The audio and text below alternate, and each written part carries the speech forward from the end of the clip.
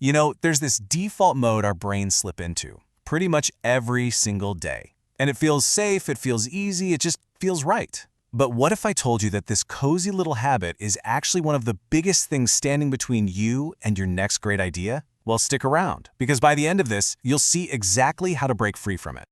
So let me ask you something, straight up. When was the last time you had a thought that wasn't borrowed, or repeated, or just kind of soaked up from what everyone else thinks? A truly original idea? It's a tough one, right? If you're struggling to come up with an answer, don't worry, you are not alone. And we're about to find out exactly why. Okay, let's get into it. The root of this whole thing is something we can call the autopilot brain. Just think of it as our mind's factory setting. It's designed for one thing, efficiency. But, well, it's not exactly designed for brilliance. So what is this autopilot mode really? It's what we call conventional thinking.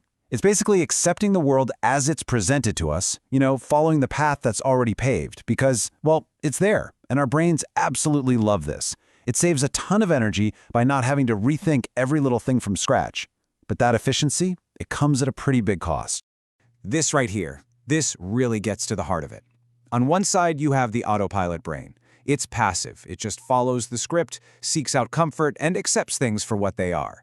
But then you have the engaged brain. That's manual mode. It questions the script. It actually embraces a challenge, and it's always asking that incredibly powerful little question, what if? So, if conventional thinking can be so, well, limiting, why on earth is it our default setting? Why are we so powerfully drawn to just follow the herd? As it turns out, there are some really deep, hidden forces pulling the strings. It really boils down to a few key things.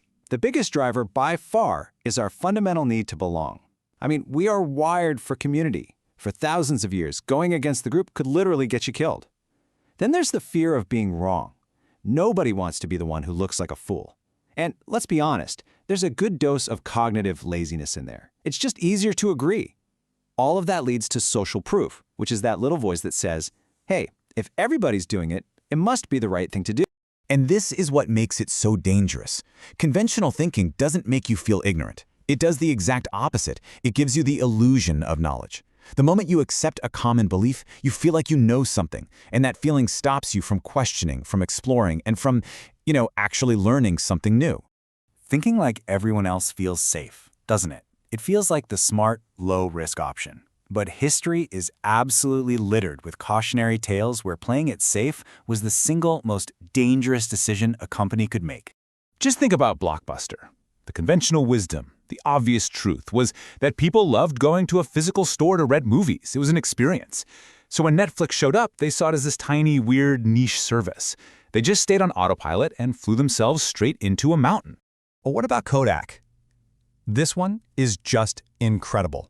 They literally invented the digital camera, the very technology that would eventually destroy them.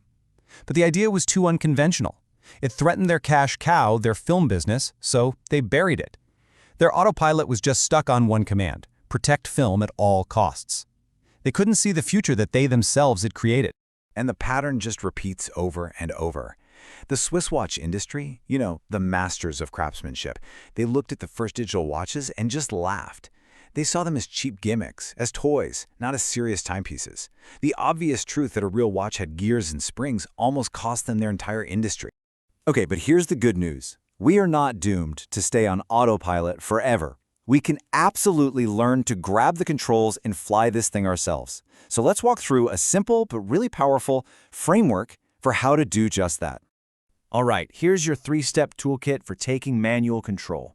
First, you have to isolate the assumption, that obvious truth that everyone just takes for granted. You got to name it, write it down. Next, and this is the absolute key, you argue the opposite. And I don't mean just play devil's advocate. I mean genuinely try to build a rock-solid, convincing case for why the opposite is true. Find evidence for it.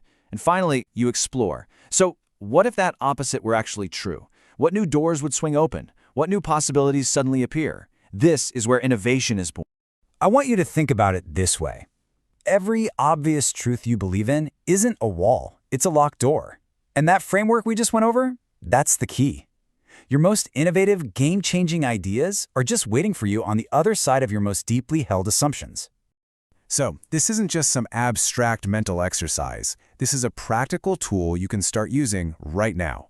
It's time to go from just understanding the problem to actually creating your first new idea by consciously flicking off that autopilot switch.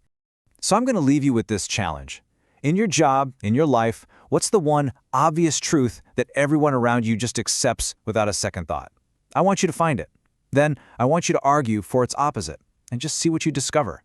The only question left is, what will you question today?